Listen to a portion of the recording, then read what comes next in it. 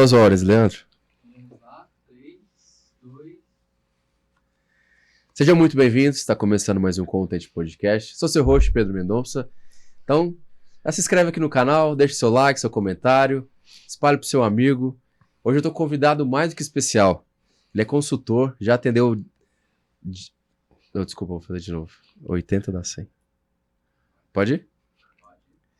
Seja muito bem-vindo, está começando mais um Content Podcast. Sou seu host, Pedro Mendonça. Então já deixa seu like, se inscreve no canal, deixa seu comentário. Isso ajuda muito o crescimento do canal. Hoje eu estou convidado mais do que especial. Ele é consultor, já atendeu 80 das 100 maiores empresas do Brasil, em 17 países. É palestrante e jornalista. Senhoras e senhores, Paulo Sérgio. Muito obrigado, Paulo, pela presença. Pedro, eu que agradeço. Obrigado pelo convite. Foi um prazer ter você aqui, né? A convite do Genésio, né? Falou muito bem de você e pra mim... Genésio falou bem de mim? Falou bem. Nossa. Porque você pensou que ele fosse falar... Pensou que ele fosse falar mal? Ô, Genésio, aí, você tá falando bem ou mal do Paulo? Mas enfim. Paulo, eu gosto sempre de começar com a história, né? Para o pessoal poder conhecer um pouco o nosso convidado. Conta um pouquinho da sua história. Minha história, eu era um aprendiz na Volkswagen e conheci o sindicalismo. Certo. Então eu me envolvi com o sindicalismo quando eu tinha uma longa cabeleira, tão bonita quanto a sua, e aprendi muito com o movimento sindical brasileiro. Então eu convivi no nascimento do sindicalismo no ABC, convivi pessoalmente com o Lula nesse tempo, com todas aquelas lideranças, e aprendi uma máxima do sindicalismo, que é: os fins justificam os meios. Tem essa máxima no sindicalismo? Isso sempre valeu. É? E aí aprendi muito sobre comunicação de massa, sobre relacionamento interpessoal. Me formei nessa matéria. E depois de 10 anos atuando nessa praia, eu passei para assessoria empresarial, também foi circunstancial. É uma história bem interessante que eu posso detalhar daqui a pouco. Por favor, fica à vontade. Quando eu assessorava os sindicatos de trabalhadores, eu ia junto com a diretoria dos sindicatos para negociação. E sentava-se de um lado, no sindicato patronal, a bancada dos trabalhadores, que eram os dirigentes sindicais, e do outro lado a bancada patronal, que eram os empresários com os seus advogados. E eu, um jovem rebelde cabeludo, via os empresários falando que não era possível dar aumento, que eles não podiam ceder mais do que haviam cedido, que eles tinham limitações. E eu não acreditava nas limitações que eles apresentavam. Eu achava que podia pagar mais, que podia ceder mais, que podia tratar melhor os trabalhadores, que podia envolver os trabalhadores. E eu brigava muito por isso. Brigava... Não só não tacava a cadeira, mas enfrentava com argumentos fortes. E um dia eu fui para casa, terminou uma negociação muito tarde, eram 2 da madrugada, tocou meu telefone de casa, não existia celular. Eu atendi o telefone e a pessoa falou assim: olha, acabou a reunião no patronal agora. Eu falei: que reunião? Dos patrões. Falei: sim, mas quem está falando? É o garçom. Eu falei: garçom? O que serve o café na reunião que você estava à tarde. Eu falei: tá, mas o que aconteceu? Vou te contar o que eles decidiram, porque eu estava servindo uísque na reunião dos patrões. E você conhecia o garçom? Não. Aí eu ouvi atentamente, recebi um monte de informações importantíssimas que eu não teria como tê-las. Por exemplo, o Benjamin Stenbrook falou tal coisa, o Jorge Faranassif da Trufana falou outra coisa, eles brigaram. Olha só os nomes que eu estou te falando. Né? Aí eu ouvi aquilo do garçom. No outro dia de manhã, de madrugada, fui para o sindicato, preparei um boletim e distribuímos na porta das empresas da época, se posicionando quanto àqueles nossos pleitos. E nesse momento eu aprendi uma coisa bíblica da informação. lembra dos mande os espiões antes para saber o que está Sim. acontecendo? Sim. Então eu aprendi que a informação é decisiva em qualquer batalha. Seja no mundo sindical, seja no mundo político, seja no mundo empresarial. E quando a gente fala de informação, a gente está falando de comunicação. E comunicação é um pouco mais que informação, né?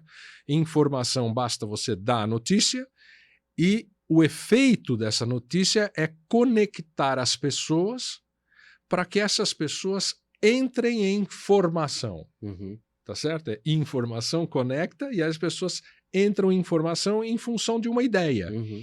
E eu me especializei nisso ao longo desses últimos quase 40 anos, como elaborar uma comunicação bem feita, que mobilize as pessoas em função dos desejos e necessidades, no caso das empresas, que é o quê? Produtividade, qualidade, sobrevivência, vencer a concorrência, perpetuação do negócio, que as pessoas trabalhem felizes. Então eu me especializei nisso, mas eu aprendi nos sindicatos. Nessas negociações, você que liderava essas negociações? Eu era um assessor Uhum. dos dirigentes sindicais durante mais de uma década. E você também era a favor das causas? Ou você estava ali negociando? Totalmente a favor das causas, totalmente a favor dos trabalhadores, sempre. Uhum. Só que depois de um tempo, Pedro, eu aprendi que às vezes as empresas fazem mais pelos trabalhadores do que os sindicatos. Sim. Então nós vivemos um momento que os sindicatos mais atrapalharam do que ajudaram. Esse Sim. momento foi longo e ainda hoje os sindicatos lutam por bandeiras ultrapassadas, atrasadas, Sim. que prejudicam os trabalhadores e eles mentem para os trabalhadores.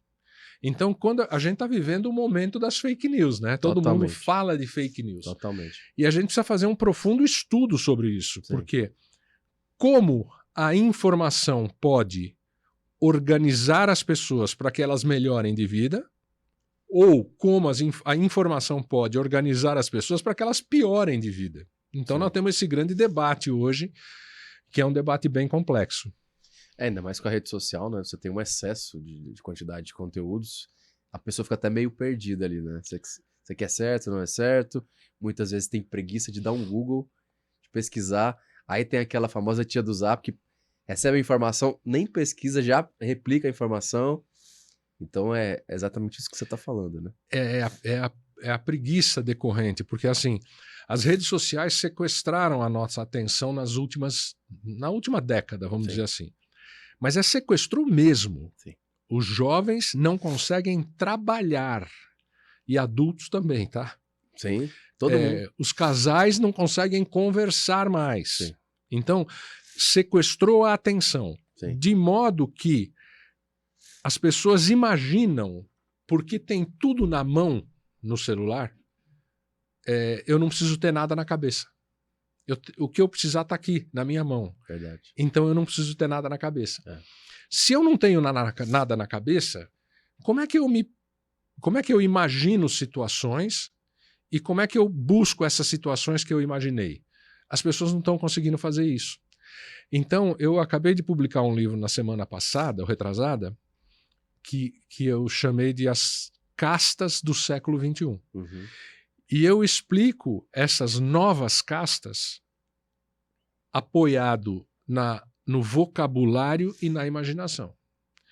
Se você não tem um vocabulário que você consiga expressar o que você está sentindo, o que você está sonhando, o que você deseja, você não consegue elaborar um plano para ir atrás do teu sonho. Não adianta imaginar e não conseguir colocar em palavras o que você imaginou. E esse é um problema muito sério hoje, muito sério. Eu tenho feito algumas palestras para jovens, por exemplo, às vezes tem 100 jovens, quando você abre para pergunta, não tem pergunta.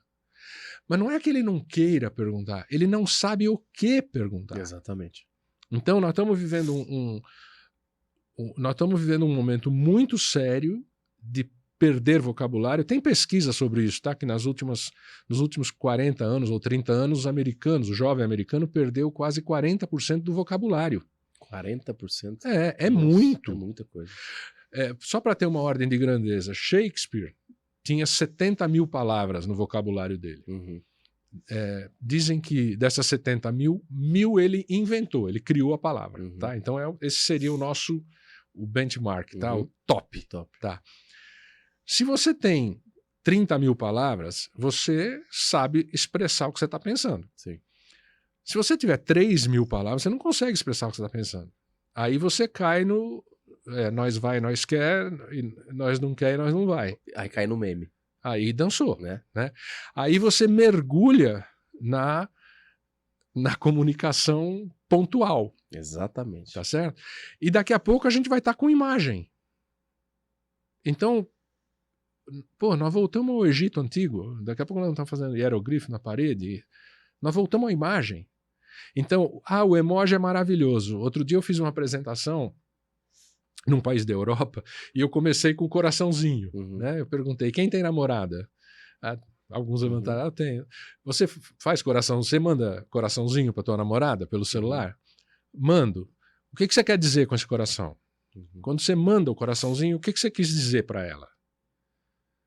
Aí a pessoa, eu te amo. Eu te amo, então vem aqui na frente, vamos lá. Por que você ama ela? O que ela representa para você? O que você sente quando você está perto dela? E comecei a fazer pergunta. Uhum. Cara, foi uma dificuldade para a pessoa responder.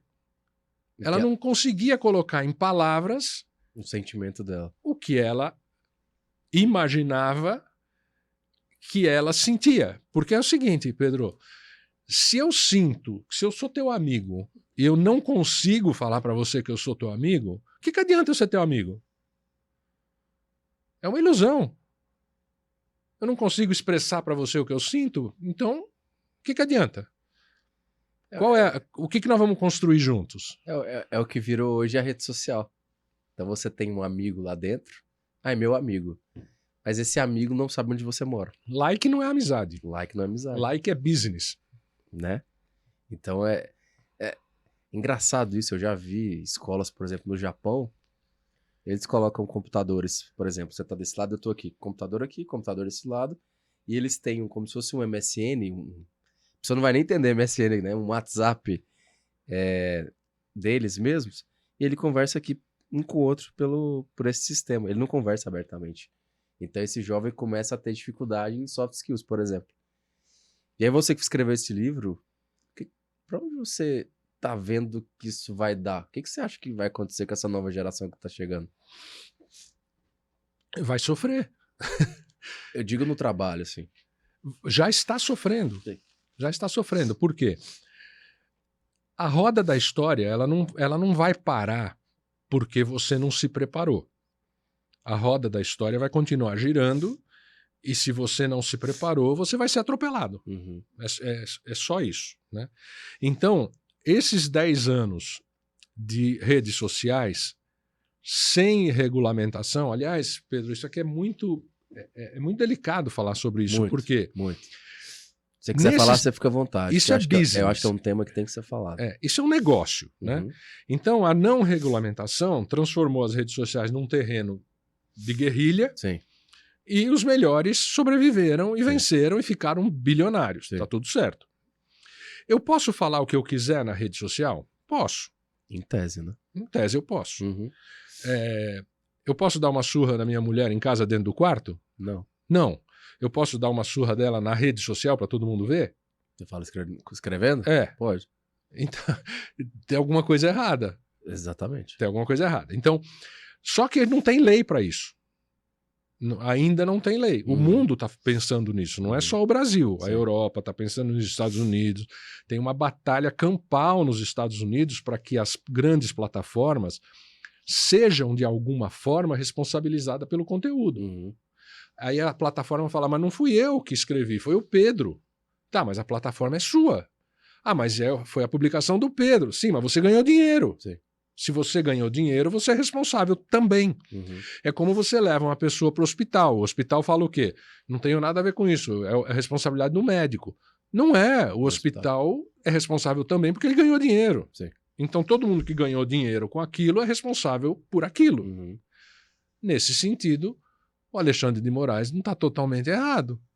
Nesse sentido, não. Não tá. Não. Por quê? Porque não tem uma lei ainda. E É. quando não tem lei, o que a Constituição diz? Quem decide? O Superior Tribunal. Sim. Aí a gente pega... Agora, o lado da censura com uma canetada, aí é complicado, né? Você Tem que trabalha separar o que é censura e o que é legislação. Exatamente, porque aí você atrapalha negócios, jornalistas principalmente, que trabalham com aquilo. Uhum. Enfim, é bem delicado isso. Tá bom, né? se eu anunciar um rim hoje, vendendo um rim no X, no Brasil, e você quiser me processar, não tem representante no Brasil para você me processar. E eu anunciei vendendo um rim, e aí, o que você faz? Mas pode? Não pode, mas você vai processar quem? Eu estou dando um exemplo. Sim, mas... Tem que ter alguma legislação sobre isso. Não, eu concordo, 100%. Tem que ter. Tem que ter. Nesse sentido, esses 10 anos criaram essa situação, nós estamos correndo atrás dela. Uhum. Só que já veio uma outra situação que transforma essa questão do sequestro da atenção numa brincadeira de criança, que é a inteligência artificial, que é muito mais complexa. Uhum. Com a inteligência artificial, você faz coisas impensáveis. Sim. Você monta memes fascinantes, super bem produzidos, perfeitos, em segundos, veicula, impulsiona, você faz tudo. Ou seja, é uma máquina de produção de informação. Essa informação é verdadeira ou é falsa? Esse jogo não está na mesa. É uma máquina de produção de informação. Se ela é verdadeira ou falsa, depende de quem está produzindo. Então nós temos uma situação onde nós estamos numa guerrilha de produção de informação, que é business para ganhar dinheiro, e a gente não tem nenhum controle sobre se é verdadeiro ou falso. Como é que resolve isso? Também não tem lei. Não existe uma lei ainda para isso. Nenhuma. É uma coisa absolutamente nova. Sim. Então, a sociedade está tendo que se reorganizar rapidamente, coisa que antigamente demorava 50 anos para a gente se reorganizar. Sim. E agora nós temos que fazer isso em 10 anos com as redes sociais e talvez em 2 ou 3 anos com a inteligência artificial. Só que a gente não fez nem para as redes sociais ainda. E já está tendo que discutir como trabalhar com a inteligência artificial. Neste sentido, é muito importante debater o assunto. Com Tem certeza. que conversar muito sobre isso, todos os fóruns, e criar fóruns independentes para falar sobre isso. E o que a gente tem hoje são só instituições parciais, elas têm interesse no assunto. Esse é o problema. E aí a gente perde a confiança. Sim. Então, Tá muito polarizado. E essa polarização tá ganhando dinheiro ou like ou tá elegendo políticos com isso. Com essa maneira de informação. Tanto é que os políticos hoje, todos eles, quase todos, eles viraram meme. Então o cara não faz uma campanha mais apresentando projetos, propostas, não. Ele faz um meme, porque o meme viraliza. Você pode pegar aqui em São Paulo, pode pegar em Recife, qualquer lugar. Ele tem que fazer um videozinho curto, de 10 segundos, com alguma idiotice, porque esse vídeo viraliza. Nossa, tanto que ele é legal. Então, assim, tem que ter essa discussão. Só que quando a gente fala isso, Paulo, o que acontece? Como o Brasil está extremamente polarizado, as pessoas já começam a te rotular. Ah, você é isso, você é aquilo. Não. A gente está vendo uma sistemática que tem um problema e a gente precisa resolver esse problema. Ah, você quer censurar? Lógico que não. A gente quer resolver um problema. A pessoa pode entrar na rede social, te xingar o que quiser, falar o que quiser, vender o que quiser, fazer... Não, cara. E a rede social, o proprietário ou os proprietários, que geralmente são empresas de capital aberto, eles estão ganhando dinheiro com aquilo e estão um pouco se lixando. Então tem que ser discutido. E eu queria saber a sua opinião. Nisso tudo que você está falando, para onde essa discussão vai? O que seria talvez o limite? Se você pelo menos tem isso na cabeça? é uma luta muito grande você impedir ser rotulado. Uhum. Primeiro você tem que ter tempo para se explicar. Sim. Né? Então, vamos começar. Eu falei, informação. Você distribui uma informação para os seus seguidores. Vamos usar termos atuais, tá? Uhum. Quanto mais gente recebe essa tua informação e acredita nela, mais gente vai se conectar em função do que você falou. Uhum. Por exemplo, nós vamos ter agora uma geração que será liderada pelas baratas. E aí um monte de gente acredita nisso. E aí nós criamos a Igreja das Baratas. Uhum. E aí mais gente começa a falar sobre a Igreja das Baratas. E mais gente vai entrando na igreja, aí nós criamos um documento. Uhum. E distribuímos esse documento. E as pessoas começam a ler o documento e começam a acreditar nisso. E a coisa vai crescendo. Ó. Nós temos várias fake news assim, tá? Muitas. Teoria da conspiração normalmente é isso. Sim. Você pega uma verdadezinha desse tamanhinho, mistura com 10 mentiras, conta aquilo bem contado. Sim. As pessoas falam, não, é verdade aquilo, aquele pedacinho que ela conhece, aí ela acredita em tudo, porque tem uma verdade no meio. Muito bem. Quando você dissemina isso desse jeito, você cria uma coisa que a gente chama de crença intersubjetiva. É mais ou menos assim. Pedro, você acredita no dólar? Mais ou menos. Hoje, mais ou menos. Hoje, se você pegar milhares de pessoas no mundo, elas acreditam que o dólar é uma moeda forte, que tem valor. Se o Pedro não acredita, não muda a força do dólar. Então, se o Pedro falar, não, Paulo, eu não acredito, o dólar vai continuar na mesma... Amanhã ele está aí com a mesma força. É só para assim, deixar claro, eu falei mais ou menos porque hoje o dólar é uma moeda forte, mas eu vejo, já estou olhando para frente, eu acredito que o BRICS vai criar uma moeda. E vai competir. Vai competir com o dólar, e o dólar, enfim. Assim como o Bitcoin. Hoje é a 10ª moeda do mundo em reserva, o Bitcoin. Daqui a pouco ele é a 9ª, daqui a pouco ele é a 8ª. O que é isso? Mais gente acreditando. Isso chama-se crença intersubjetiva. Se um monte de gente acredita na Igreja das Baratas, não faz mal que você não acredite mais. Aí você fala assim, mas desculpa, fui eu que inventei isso, eu estava errado. Não, mas nós acreditamos. E eles continuam acreditando. Isso é a intersubjetividade. Então, o que é a fake news? É quando uma história, mesmo falsa, é espalhada, um monte de gente que acreditou já em pequenas historinhas acredita naquela, essa história falsa, muito bem disseminada, se transforma numa crença intersubjetiva. Todo mundo acredita nela. E aí algumas pessoas deixam de acreditar, mas não muda, ela continua existindo. Exatamente. Que é um exemplo fantástico do século XVI, a caça às bruxas. Pedro, teve criança de 5 anos que foi morta porque um juiz especialista em bruxas disse que aquela criança tinha tido uma relação com o diabo. E a criança foi morta. E tem milhares de execuções. O que era a caça às bruxas? Era uma crença intersubjetiva. O mundo acreditou nisso durante séculos, Pedro. Séculos. Então, hoje nós acreditamos em algumas crenças intersubjetivas? Sim, nós acreditamos. Como você não tem medo de polêmica, por exemplo, a vacina, se você se vacinar, você vai virar jacaré. Pedro, um monte de gente acreditou nisso. Muita gente. Isso se transformou numa crença intersubjetiva. Tem gente não vacinando os filhos nem de poliomielite. Olha a loucura que isso vira. Gravíssimo. É uma crença intersubjetiva.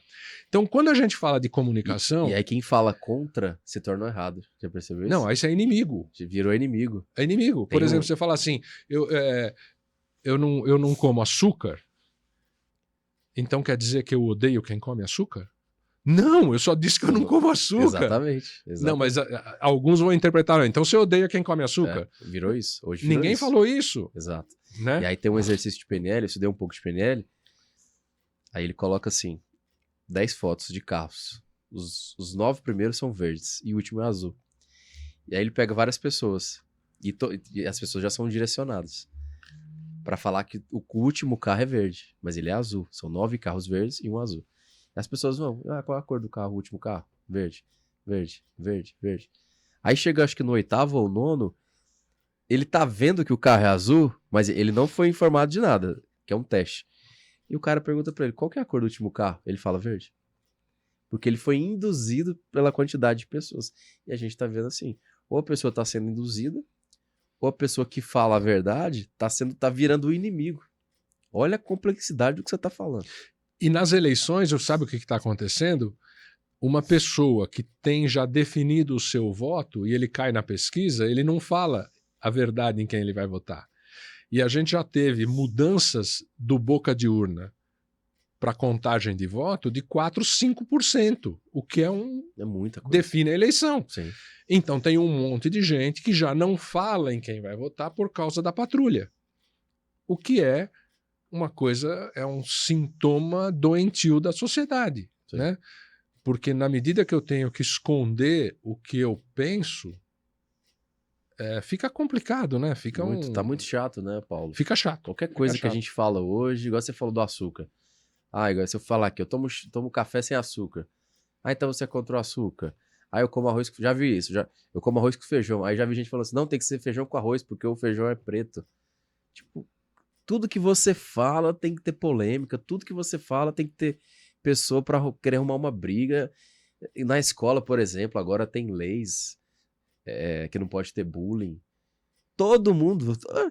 Eu devia ter, sei lá, 20, 30 apelidos quando criança. Isso me foi prejudicial na minha vida. Isso Pedro, é normal, isso é natural do ser humano. Se bullying matasse, eu deveria estar internado em camisa de força, meu amigo.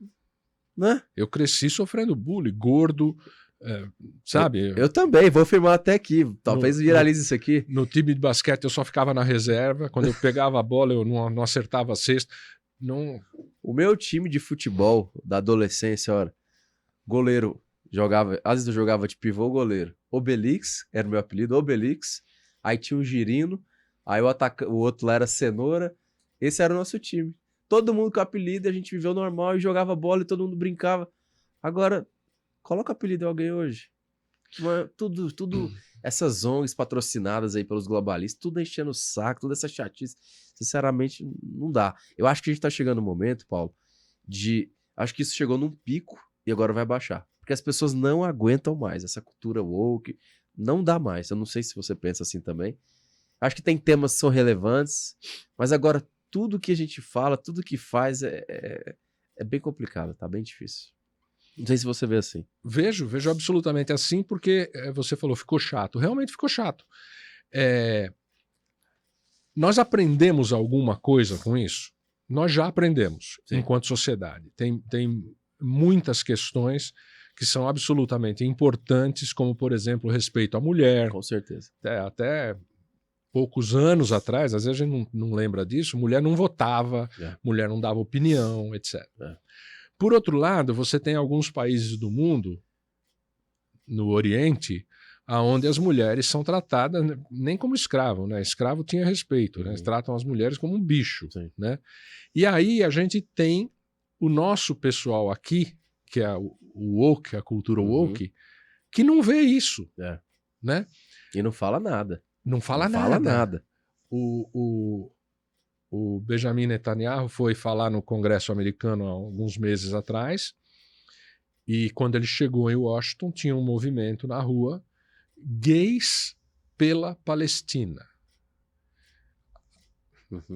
Gay na Palestina é assassinado.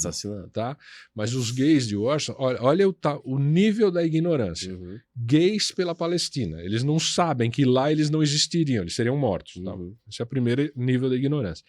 E aí o Benjamin Netanyahu fala o seguinte no discurso dele: isso é como frangos pelo KFC.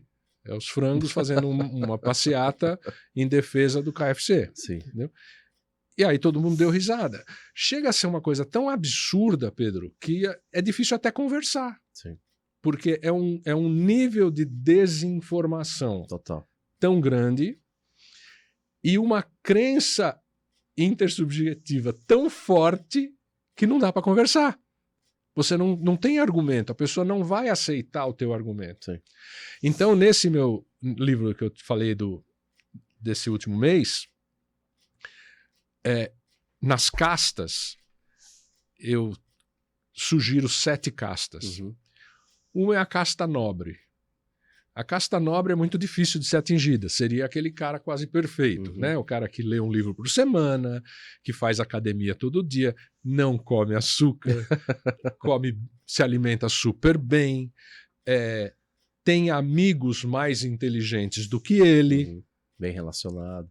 amigos mais inteligentes do que ele seleciona os Uhum. amigos e não tem certeza de nada. Quase impossível. Esse é o Um nobre. cara desse é quase impossível. Não tem certeza de nada. Uhum. Por quê? Porque ele é inteligente. Só sei que nada sei, né? Não sei. O que você acha disso? Acho que... Pô, mas você leu 500 livros. Pois é, por isso que eu não tenho certeza de nada. Eu tô aprendendo. É. Tal. O extremo é a casta servil. Agora vai te surpreender. Quem é o servil?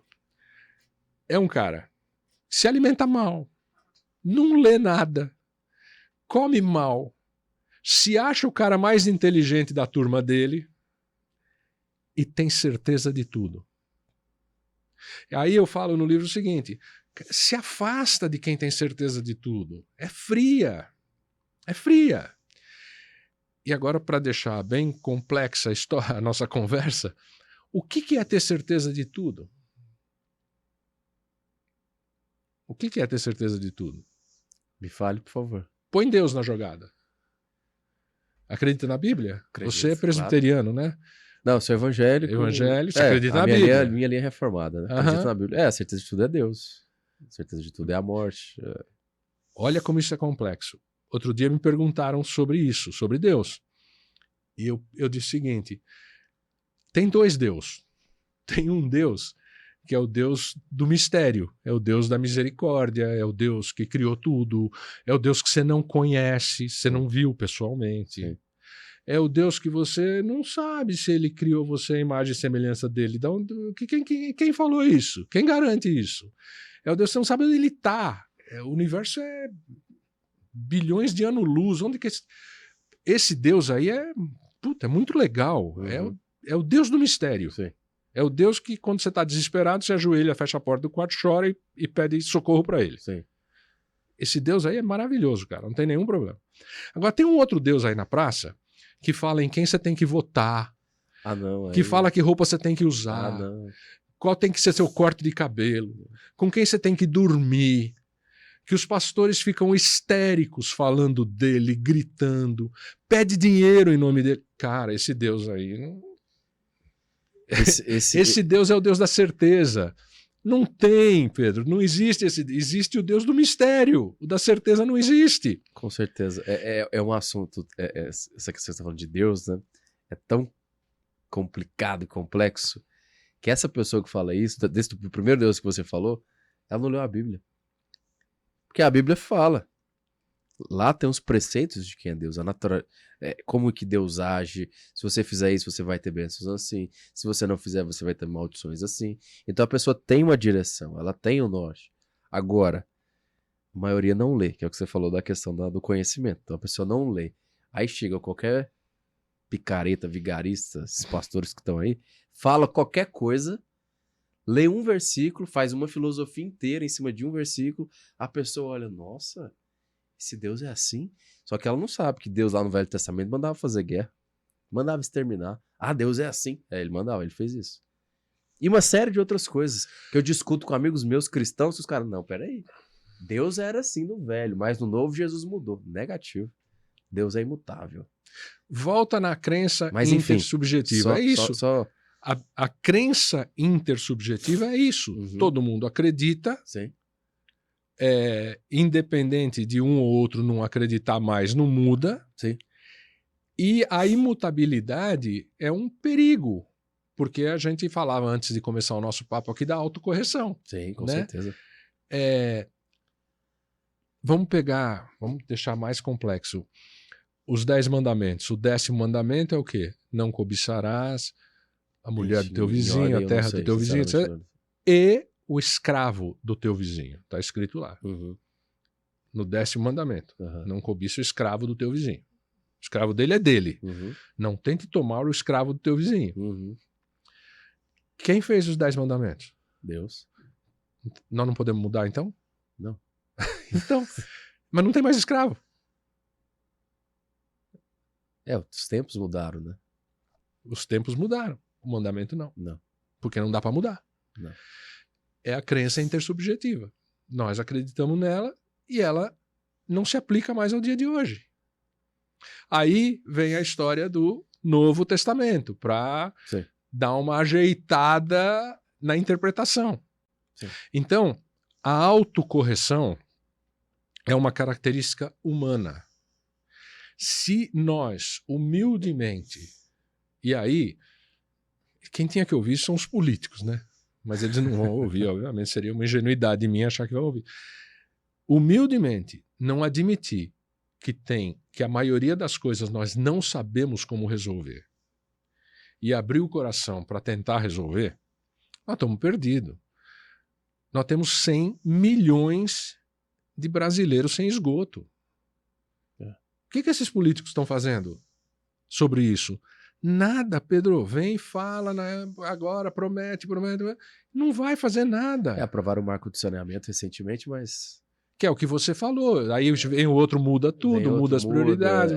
É difícil, no Brasil é difícil. Então, nós estamos numa situação estranha, num momento muito diferente de todos os outros, porque as mudanças anteriormente eram lentas, demorava anos para as coisas acontecerem, e agora não é mais assim, as coisas estão acontecendo muito rápido.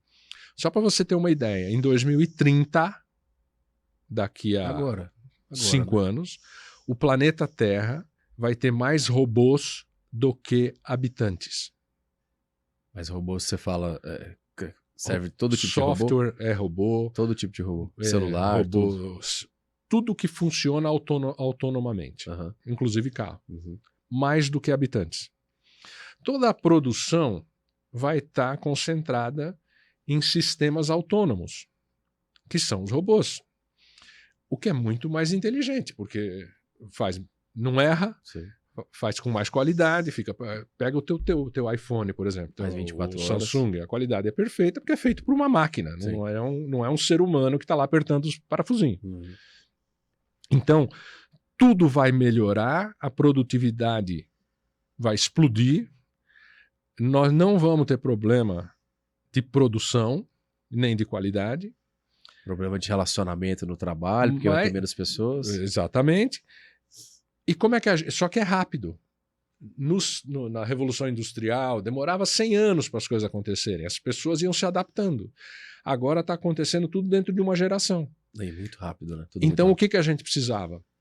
A gente precisava eleger os melhores da tropa para a liderança. E nós não estamos fazendo isso. Você fala nos políticos. Que são os líderes, são as pessoas que têm que tomar as grandes decisões. Então, São Paulo, que está no momento aqui, né? Orçamento de 110 bilhões, qualquer coisa assim. O cara que vai decidir como gastar esse dinheiro é o melhor da tropa? Não. Infelizmente a democracia não é o governo dos melhores, é o governo dos piores. A democracia é o governo de popularidade. E é o povo que escolhe. Então, se o povo escolhe, infelizmente, vai escolher o pior. É uma característica só do Brasil? Não, é do planeta. Do planeta. Muito bem. Em algum momento a gente tem que repensar isso. Sim. O método. Os Estados Unidos têm algumas vantagens sobre o Brasil importantes. Voto avulso, ou seja, candidatura avulsa. Você não concorda com nenhum partido, você fala, vou sair candidato sozinho. Pode? Pode. E se eleger, toma posse, bonitinho. Então, é uma grande diferença. Sim. Se a gente tivesse isso no Brasil, a história do Brasil seria outra. A lei lá também funciona, que aqui no Brasil. Lá você tem o recall, você não gosta do teu prefeito, você colhe a assinatura e chama uma outra eleição. A comunidade pode fazer isso? Pode, é fácil, faz rápido. Também a história aqui seria outra. Lá os partidos são fortes, tem dois fortíssimos, tal, mas tem essas válvulas de saída. No nosso caso, nós temos um monte de partido, mas todos são cartoriais. Né? Não tem uma ideologia, de fato. Não, partido de verdade, aqui você só tem o PT. E talvez o PSOL também, né? O PSOL que é nascendo. Radical, né? O PT é o mais estruturado nacionalmente. Com ideologia que tem, e tudo, né? Até no nome. Né? Ele tem uma definição até no nome. Aí a gente não tá aqui defendendo partido nenhum, pessoal. A gente só tá mostrando que de fato tem um partido que segue aquela ideologia.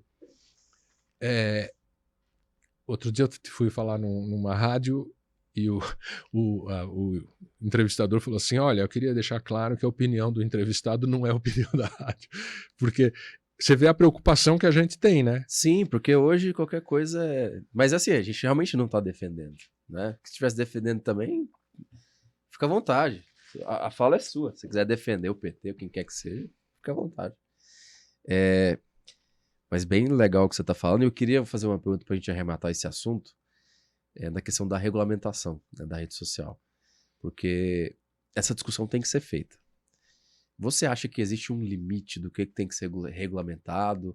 Ou se a rede social ela deve ter algum tipo de crivo para o tipo de conteúdo que está sendo feito? Ou a pessoa que postar algum tipo de conteúdo, ela ser prejudicada por aquele conteúdo? Você tem isso na sua cabeça? Você já imagina isso? Eu acho que de alguma forma, se a plataforma ganha dinheiro com a tua postagem, a plataforma é responsável. Ponto. Uhum. E você também tem que ser responsável. Então, por exemplo, você vai no X e faz uma publicação. Eu publico alguma coisa falando mal de você. Uhum. O X ganhou dinheiro, porque deu 10 milhões de views. Certo. Você vai me processar. Sim. Porque eu menti a teu respeito. Uhum. E você também tem que ter o direito de processar o X e o X também tem que te pagar. Uhum. Isso tem que ser regulamentado de alguma forma. Sim. Por quê? Porque senão vira terra de ninguém. A maneira... você não chegou na maneira ainda. Ninguém chegou. Se a rede social tem que mostrar, gente, isso aqui tá errado. Porque tem um problema, assim, que é muito grave. É o que você disse no começo. Depois que a informação vai, ela não volta mais. Então, se a gente cria uma escola de baratas, já tá criado. Então, não adianta eu falar que, gente, isso não existe, não funciona. As pessoas já acreditam que existe. Então, é muito delicado isso. Que é a muito estratégia sensível. de um dos candidatos em São Paulo. O que ele falou Vive tá falado. de meme, né? Vive de meme. Já espalhou a ideia na cabeça de todo mundo. Sim. Eu vi um de ontem à noite com 8 milhões de views durante a madrugada. De ontem à noite. Então você imagine uma informação, não interessa se é verdadeira ou falsa, Sim.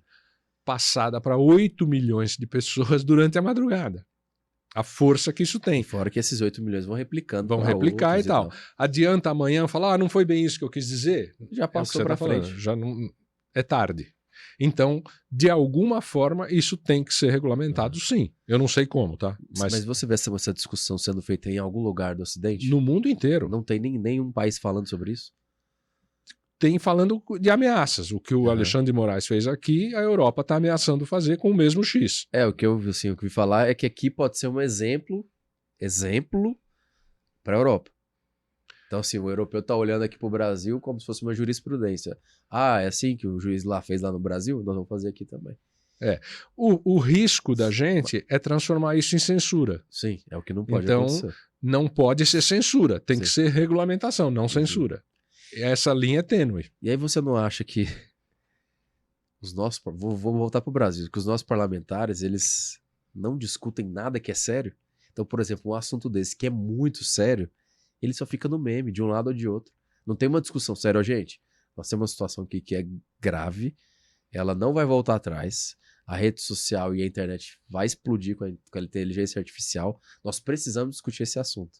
Eles não fazem isso. Então você não acha que até o nosso parlamentar está faltando mais tato para discutir os assuntos que a população de fato precisa? O que eles estão fazendo lá em Brasília? Estão aí 2, 3 anos fazendo o quê? Qual projeto que foi aplicado? Pedro, eu não sei se é só tato. Talvez seja competência também. Talvez eles não Competência, sabem nem enfim, conversar sobre isso. Só fica fazendo meme, botando peruca, fazendo gracinha. E a população amíngua. E aí vai o outro, censura o X, daqui a pouco pode censurar outra. Aí 100 milhões de pessoas sem esgoto, sem saneamento. E aí? Tem que ouvir a população, tem que fazer grupo de escuta, tem que abrir o debate na sociedade, tem que fazer pesquisa. Tá certo? Pô, tem a figura do plebiscito. Por que a gente não usa? Exato. Deixa a população decidir. Exato. Né? Eu concordo. E tem alguns momentos que a dúvida é tão grande que você tem que deixar a população decidir, porque democracia não é o governo do povo. Então, usa essa ferramenta do plebiscito. É um ponto a se pensar, sim. Os políticos falham terrivelmente. E parece que o que eu vejo assim, parece que as pessoas não cobram, né?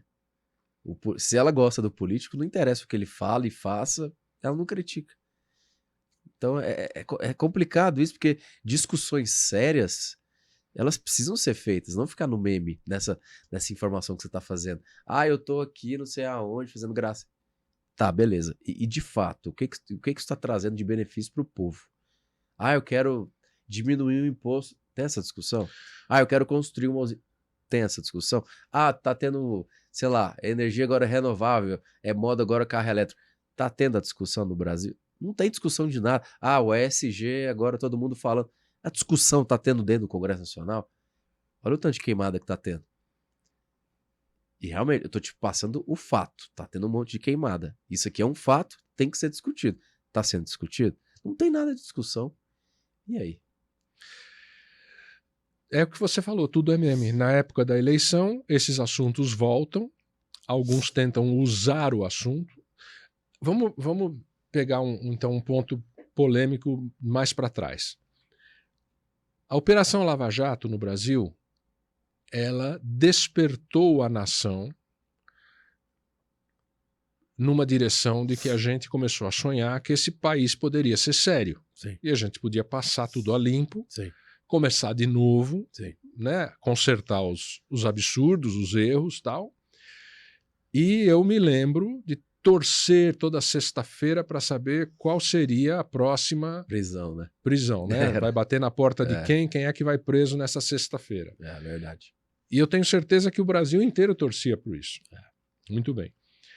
Aí o juiz, fizeram um boneco do juiz, né, de super-herói, que seria o próximo presidente da República. Sim, tal. Exato. Ele foi mordido pela mosca azul. Uhum. Ele achou que realmente ele estava acima do bem e do mal. E ele resolveu mergulhar na política. Isso me lembra quando o Silvio Santos resolveu mergulhar na política e o Quércia mandou um recado para ele. Falou, você vai ver com quantos paus se faz uma canoa.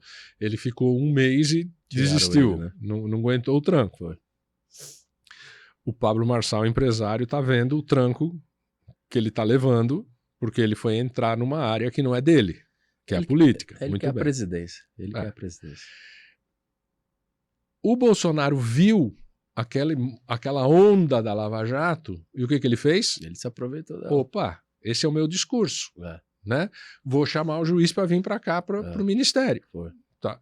Essa história a gente conhece. Sim. E depois você viu o que aconteceu. Sim. Ele foi mudando o discurso a ponto de falar com orgulho que ele acabou com a Lava Jato. Né? Eu sempre vou abrir um parêntese, eu costumo dizer uma frase, sempre, você não se alia ao capeta achando que você vai acordar no céu. Bom, o juiz, por sua vez, que se achou Deus, percebeu que ele não era Deus. O Moro. Sim. E qual foi o legado do Moro? Destruir uma parte da indústria nacional. E se ele continuasse com a Lava Jato, ele chegaria nos bancos. Então o sistema reagiu. Sim. Né? E o Moro se salvou como senador por pouco. Por pouco. Até agora, né? Talvez eles ainda... Pois é. Então, esse jogo da política, ele é muito bruto. Muito. Ele é muito difícil. Muito. Por quê? Vamos voltar ao começo da nossa conversa, que é a minha profissão. Comunicação. Sim. Quando você cria uma crença intersubjetiva, que as pessoas começam a acreditar naquilo, não importa se aquilo é verdade ou é mentira. Aquilo mobiliza as pessoas. Tá? Aí você acha que aquela pessoa, por exemplo, é o salvador da pátria, e não existe isso, ninguém é o salvador da pátria. Você acha que aquelas ideias são imutáveis, também está errado, porque tudo muda. Sim. Né? As carreiras mudam, a profissão muda, nós não sabemos. Se você tem um filho hoje de 15 anos, você não sabe qual vai ser a profissão dele aos 20. E se falar que sabe, está mentindo, porque nós não sabemos. A mudança é tão brutal nos próximos 5 anos, por causa da inteligência artificial, que nós temos que ensinar o nosso filho, nessa idade, os nossos estudantes, relacionamento e adaptabilidade. Sim. Com vocabulário e imaginação.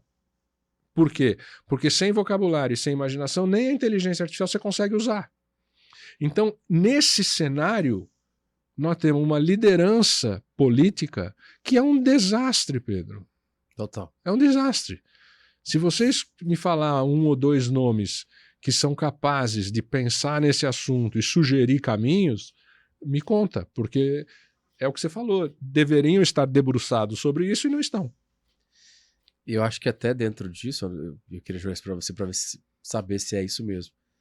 É dentro dessa misinformation, dessa, como é que fala? Essa desinformação, que surgem as seitas, por exemplo, porque existem movimentos políticos que parecem mais seitas.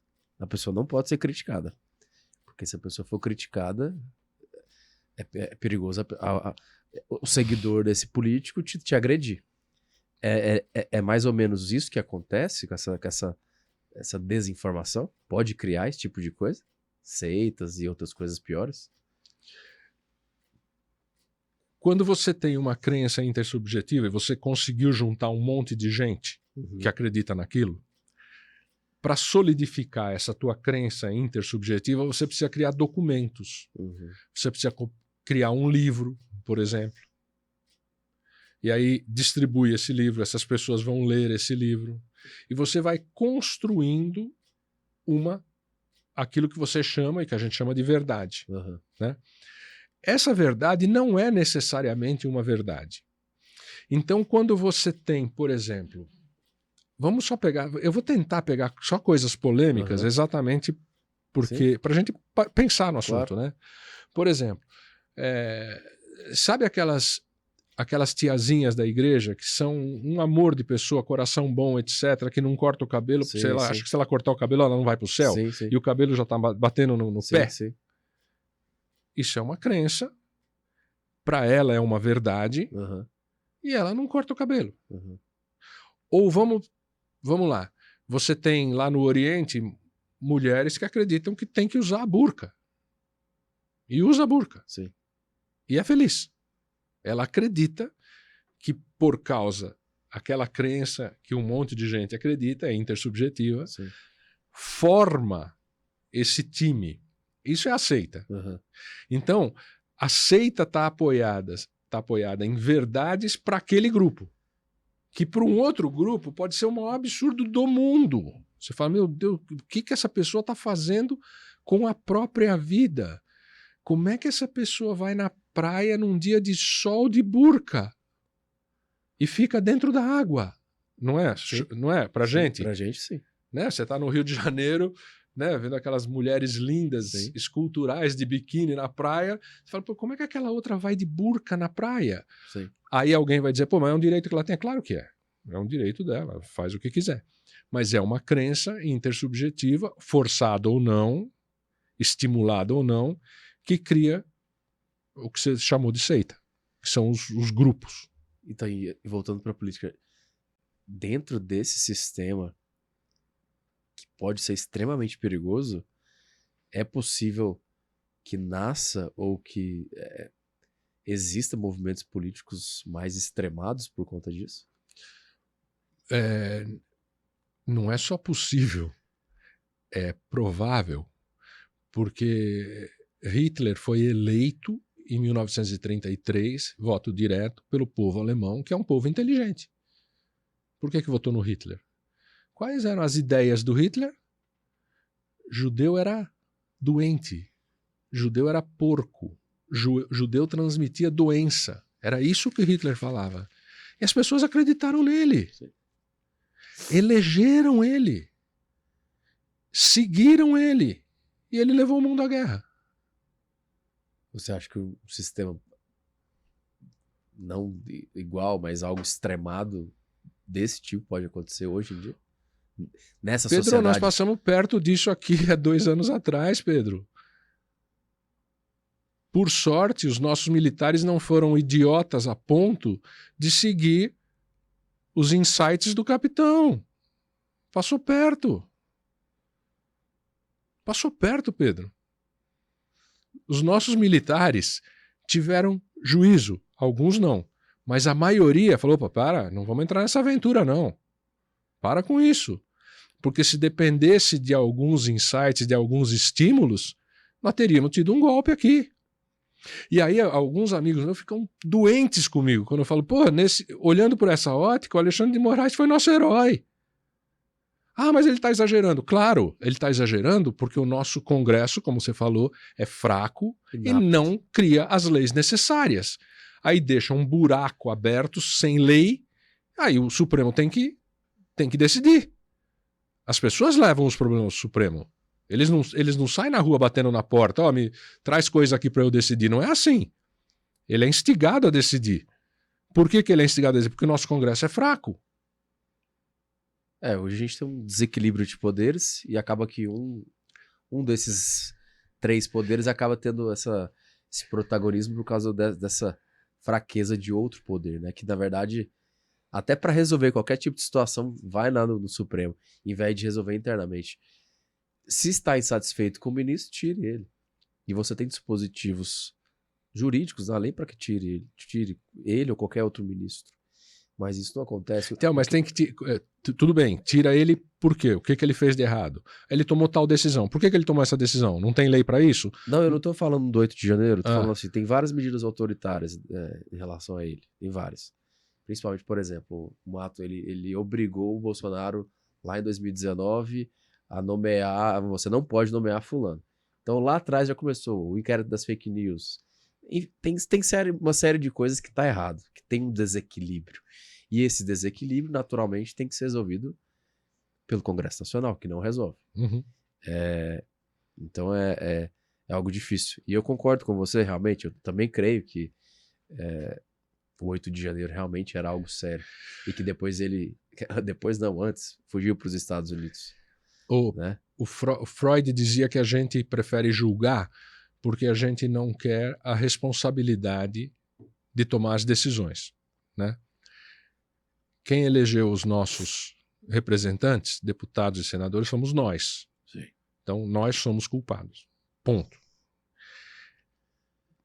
Quem elegeu o Hamas em Gaza foi o povo de Gaza. Sim.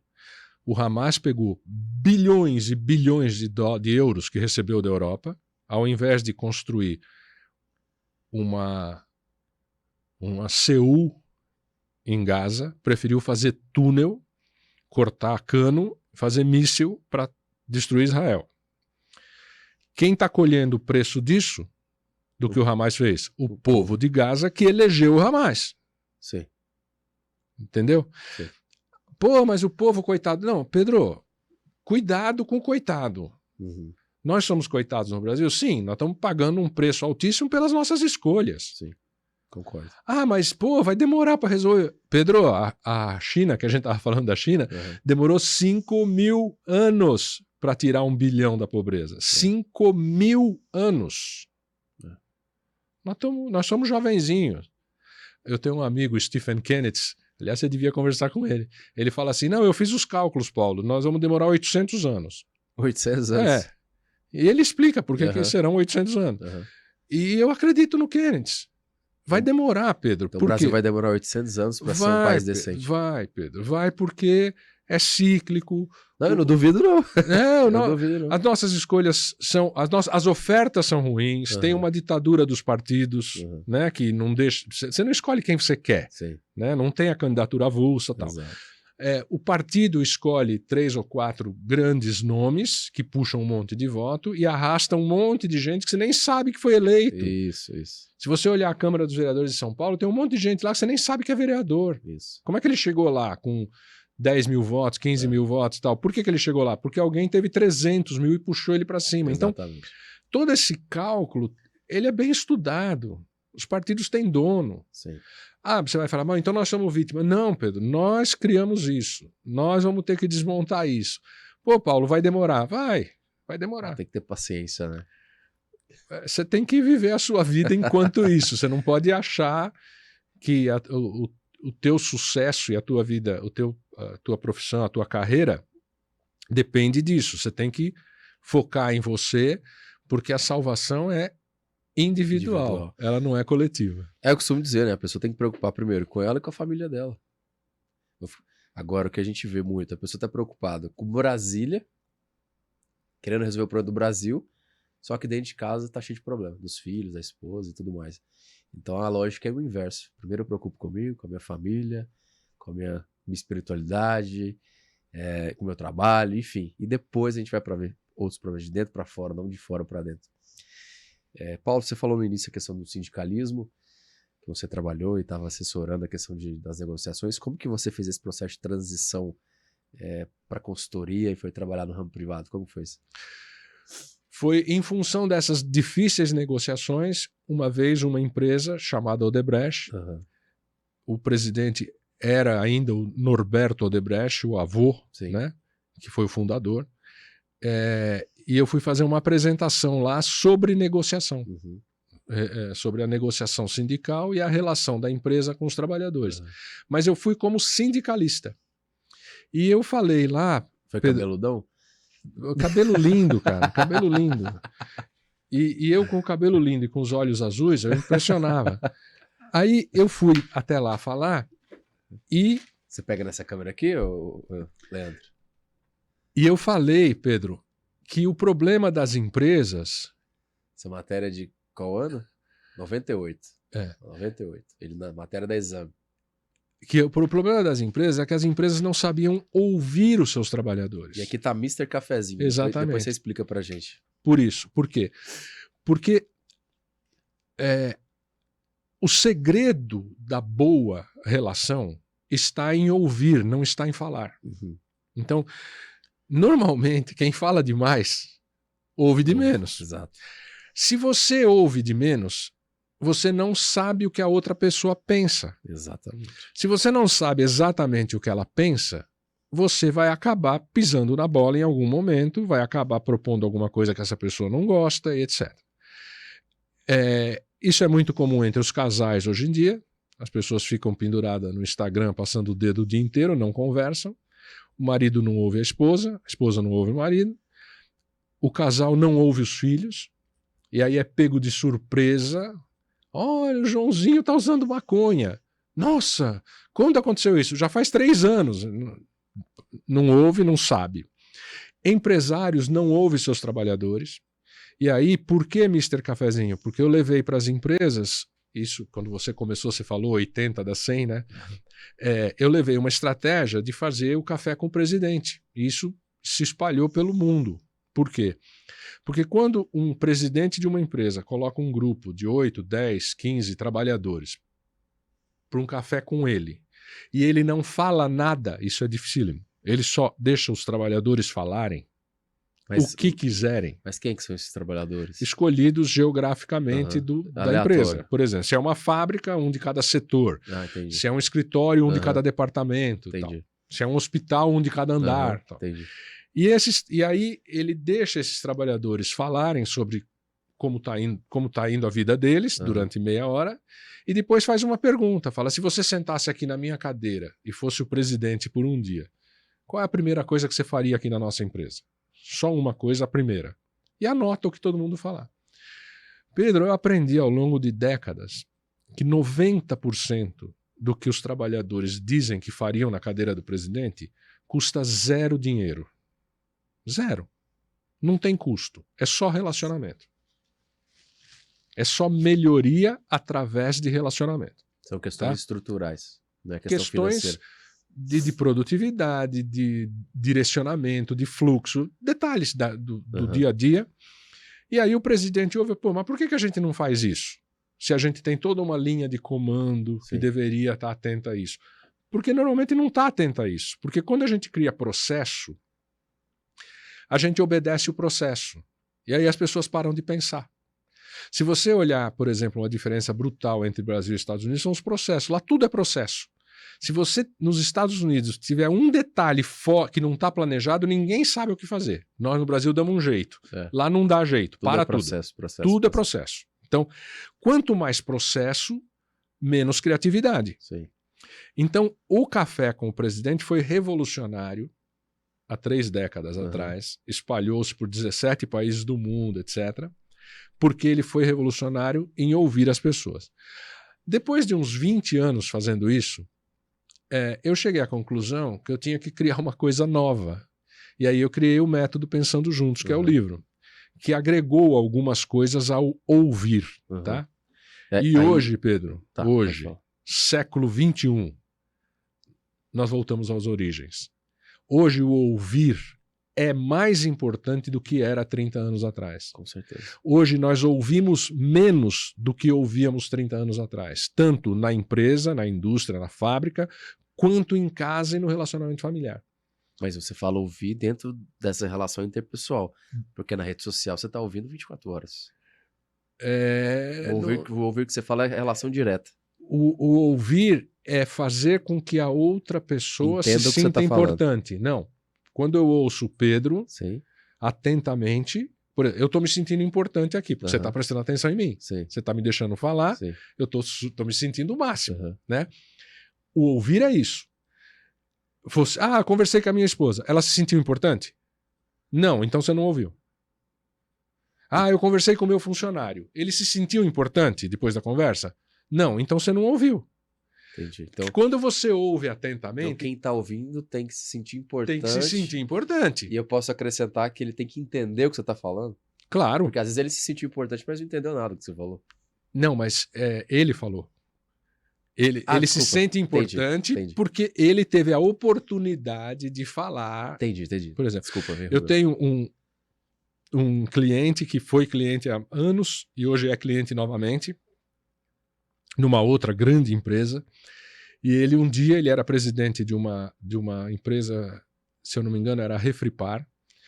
E ele foi fazer um café com os trabalhadores e um dos trabalhadores falou: presidente, eu coloco aquela gradinha na geladeira. Ele pensou, sei e tal. Eu coloco 6 grades na geladeira, eu coloco em 100 geladeiras por dia, e eu faço isso há 17 anos. Aí o presidente, ouvindo, falou: nossa, o cara vai reclamar de alguma coisa, né? Pô, 17 anos que ele faz a mesma coisa, vai pedir aumento, Ficou todo preocupado, né? E aí o trabalhador falou: sabe aquele último arame da grade da geladeira? Ele falou: sei. Então, eu estou olhando isso, presidente, faz 17 anos. Eu ponho 100 por dia. Não precisa daquele arame. Porque é 1 centímetro entre cada arame. Aquele último encosta no fundo da geladeira. Então, se tirar o último arame das 6 gradinhas, não vai fazer falta. E eu fiz uma conta aqui, presidente. Nós vamos economizar 200 mil por ano. O cara errou na conta. Economizou $500 mil por ano. Tipo, mais do que o dobro que ele achou. Por quê? O que aconteceu? Ele foi ouvido, só isso. Ele já sabia daquilo, ele faz aquilo todo dia, o dia inteiro. E aí o chefe dele não escuta ele. E ele tem o que falar. Porque quem mais faz, melhor faz.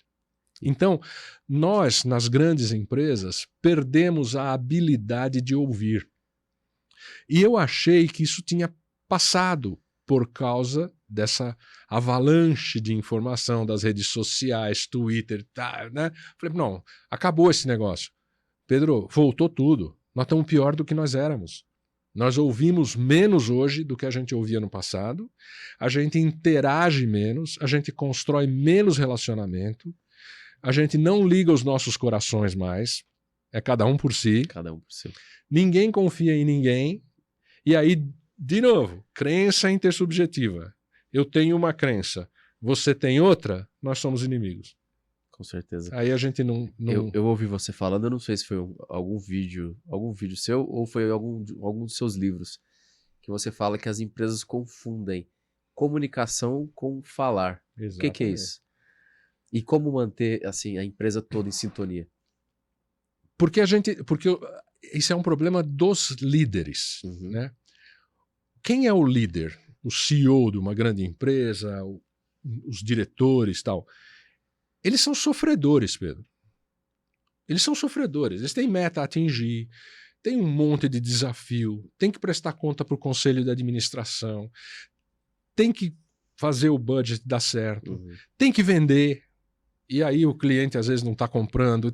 Então eles têm ele tem um monstro nos ombros que eles têm que carregar. Muita responsabilidade. Né? Aí ele vem para o dia a dia da empresa, tá todo mundo lá trabalhando. E ele esquece que aquele pessoal faz parte da responsabilidade dele.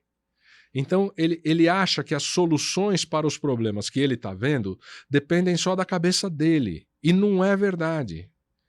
o time dele tem soluções para esses grandes problemas.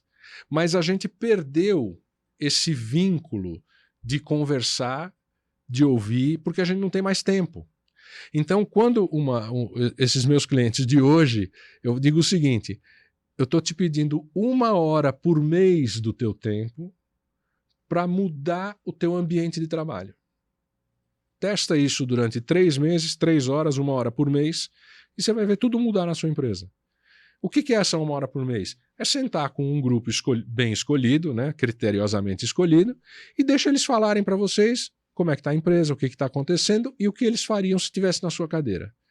Daqui 3 meses você vai ter 30 ideias, 3 ou 4 delas são bombásticas, você vai implantar na hora e vai mudar o ambiente. E aí você passa a fazer isso constantemente. E isso vira o jogo. Por quê? Porque cria uma relação verdadeira, de coração para coração. E você, humana. Com a sua experiência com tantas empresas grandes, você vê isso acontecendo muito ou pouco? Depende o momento da empresa e o momento daquele executivo. Então, normalmente, quando você tem uma grande empresa em processo de transformação, o executivo está mais aberto a ouvir. Quando tem uma grande empresa que está numa liderança confortável, ele acha que ele não precisa disso. Uhum. É meio natural. Né? Tá tudo bem, então tá tudo bem. Olha, eu estou sob pressão, então deixa eu fazer alguma coisa diferente. Né? Então é mais ou menos assim a procura. Quando as empresas têm alguma situação que necessita fazer alguma coisa diferente. O que está acontecendo hoje? Por conta da inteligência artificial, esse alguma coisa diferente virou uma necessidade imediata. Então mais empresas estão buscando um caminho alternativo para construir time. E aí, por incrível que pareça, essa, de novo, a crença intersubjetiva, ela está dentro da empresa. A sociedade reflete dentro da empresa. Então, se você tem uma sociedade polarizada lá fora, essa polarização também existe dentro da empresa. E é papel do executivo evitar que isso contamine a empresa. Porque ali é um business, é um ganha-pão. Exatamente. Agora, quando eu falo business ganha-pão, eu estou falando que não é pessoal. Entendeu o paradoxo? Sim. Então, é complicado você arrumar a cabeça para falar, nós temos que ser irmãos, mesmo pensando diferente. Nós temos que trabalhar junto, batalhar pelo nosso resultado, pela nossa sobrevivência, pelo nosso ganha-pão, mesmo você pensando A e eu pensando B. Isso não quer dizer nada. Tem algumas empresas até que hoje estão militando politicamente, sim. Já vi empresários falando que não contratam, ele é esquerdista, eu não contrato. Se a pessoa tiver um pensamento político assim, eu não contrato. O que você acha disso? Empresas que militam politicamente. Uma ignorância... Porque a função da empresa é ganhar dinheiro. É uma ignorância brutal, Pedro. Não interessa se o cara é homossexual, se ele é de direita, se ele é de esquerda. Interessa se ele é competente. Sim. Imagine que você tem um avião privado e você quer contratar um piloto. Você vai escolher pela cor, pelo sexo ou pelas horas de voo que ele tenha sem nenhum acidente? Horas de voo. Então não interessa a cor, o sexo, nada interessa. Interessa a competência. E nós ficamos com medo de falar isso, Pedro. Os executivos estão com medo de falar isso. Tem grandes empresas... Pedro, o maior absurdo de 2 anos atrás foi aquele submarino experimental que foi visitar o Titanic, lá nas profundezas, sim. E morreu todo mundo. Sim. Morreram os 4, sim. 2, todos bilionários, sim. E um bilionário com o próprio filho. Lembra disso? Eu lembro vagamente, eu não lembro quantos que morreram, eu não sei a história direito. Quando morreu o dono da empresa. O dono. Quando foram perguntar para o diretor onde estava a falha, a imprensa mostrou que um dos profissionais foi contratado com base na diversidade, pela cor dele. E o executivo da empresa falou, não, aqui nós tentamos mostrar para o mundo que nós éramos diversos. Ele admitiu que ele contratou um cara sem experiência para mostrar a diversidade, morreu o dono da empresa e outros 3 bilionários junto. E ele foi responsabilizado por isso? Não, porque Porque todo mundo assinou. Porque a mídia, que geralmente, esse tipo de coisa, ela vai defender. Não, é diversidade, é não sei o quê. Então, nós estamos vivendo um momento muito complicado por conta dessas limitações da gente poder encarar a realidade como ela é. Sim, Porque a única verdade é a realidade. sim. E hoje a realidade, falar a realidade é errado. Falar o óbvio virou errado. Falar o certo virou errado. O que Então, a gente tá vivendo? eu sei que a gente está no nosso tempo, mas vamos Eu vou querer... amarrar com uma polêmica bem cruel. Fica à vontade. Lembra daquela empresa German Winds? O copiloto, um rapaz de 28 anos, que fazia tratamento psiquiátrico, tomava remédio controlado, cheio de problema pessoal, ficava afastado do serviço todo mês, tá? Com atestado médico. Quando o piloto foi no banheiro, ele trancou a porta, desligou o piloto automático, abaixou o nariz do avião e enfiou o avião numa montanha e se matou com 150 pessoas. Tá? Isso aconteceu há alguns anos. Isso tudo que eu estou te falando aqui foi noticiado pela imprensa. Tá? Então, esse copiloto, 6 meses antes, ele, naquela mesma rota, o piloto foi ao banheiro, ele desligou o piloto automático, abaixou o nariz do avião, a torre viu no radar que o avião estava descendo e falou com ele pelo rádio. O copiloto, Andreas Lubitz era o nome do cara. Andréia, o avião está descendo. Aí ele falou, tá bom, já vi. Subiu o nariz do avião e ligou o piloto automático de novo. O piloto voltou e o voo continuou normal. Em outras palavras, 6 meses antes, ele ensaiou o que ele queria fazer. Sim. Que era se matar e levar 150 inocentes junto com ele. Muito bem. Pergunta. O chefe dele sabia que ele tinha problema psiquiátrico? Com certeza não. Claro, ele faltava no trabalho, ele dava atestado médico.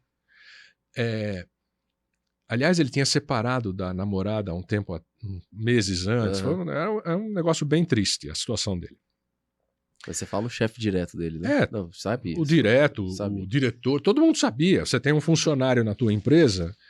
talvez eu diga o presidente, assim. Não... talvez. Mas o chefe direto dele sabia. Aí vem a pergunta. Pilotar um avião, meu, é um negócio importante. Tá lotado. Sim. Entendeu? Você deixa o médico entrar no seu centro cirúrgico se ele estiver bêbado para fazer uma operação? Claro que não. Claro que não. Bêbado não, amigo. Você tem que estar sóbrio para fazer uma operação. Agora, você deixa o copiloto com remédio controlado tomar... Por que o chefe dele deixava ele trabalhar? Eu fiz essa pergunta numa palestra, o auditório lotado. Aí algumas pessoas levantaram a mão, a maioria ficou com raiva de mim, tá? Mas por quê? Por quê? Porque levantaram a mão, porque tinha dó dele. Eu falei, é verdade. Tinha dó das pessoas que ele tá levando. Pois tinha dó dele. Eu estou dando um exemplo extremo, trágico, que aconteceu. Claro. O chefe dele tinha dó dele, com certeza absoluta. Por isso não o afastava do serviço, deixava ele trabalhando. E aconteceu o que aconteceu, morreu todo mundo. Muito bem. Quantos funcionários incompetentes os nossos executivos que estão ouvindo essa entrevista deixam trabalhando porque tem dó deles? Deve ter muitos. Deve ter muito. Deve ter muitos. Poxa, Paulo, você está sendo desumano. Não, eu estou conversando sobre análises que nós temos que fazer para melhorar a nossa vida, para melhorar a nossa qualidade de vida, melhorar os nossos negócios, para prosperar. Tem que ouvir todo mundo. Quando você ouve todo mundo, você toma a decisão mais acertada, você levanta a tua empresa. Quando você levanta a tua empresa, a empresa cresce, todo mundo cresce junto, todo mundo ganha mais, as pessoas são promovidas. Quando a empresa afunda todo mundo junto. Tem algumas questões, Pedro, que são básicas, nós não estamos mais falando delas. As pessoas estão achando que as coisas acontecem por um passe de mágica. E não é por um passe de mágica. É o que tem sido vendido na rede social, né? Que tudo é fácil, que tudo é rápido, que tudo acontece de maneira fácil. Mas tá tendo um movimento pequeno ainda, mas que está surgindo das pessoas falarem de diversos assuntos, inclusive de saúde mental, como você disse, desse piloto, é um assunto que tem sido falado muito, e outros Seríssimo, assuntos, né? Seríssimo, e que as empresas estão começando a se atentar a isso, né? Como você disse, vai demorar, seu amigo falou, 800 anos, e isso talvez seja uma das coisas que a gente precise, né, tá discutindo, né? Como é que é? Tem um movimento agora, né? Disconnect, alguma coisa assim, né?